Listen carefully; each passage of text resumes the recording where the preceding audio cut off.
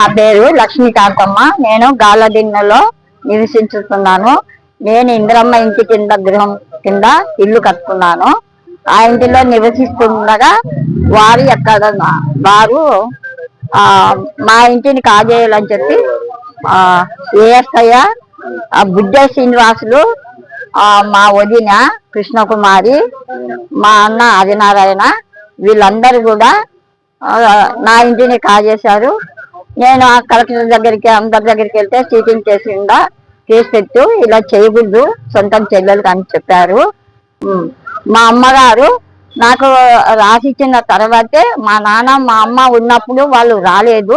వాళ్ళు చనిపోయినాక ఈమెకి ఎవరు ఆడమనిషి ఎవరు లేదని చెప్పేసి నా మీద ఇలా ఆరోపణలు చేసి ఇలా నా మీద సొంతకాలుతో నా ఇల్లుని కాజేశారు.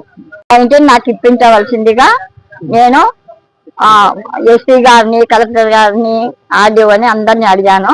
మేమైతే న్యాయం చేస్తాము, ఉన్నది మేము ఊళ్ళో విచారించాము. రావు గారు, కలెక్టర్ గారు అందరికీ, ఆర్డీఓ అందరూ.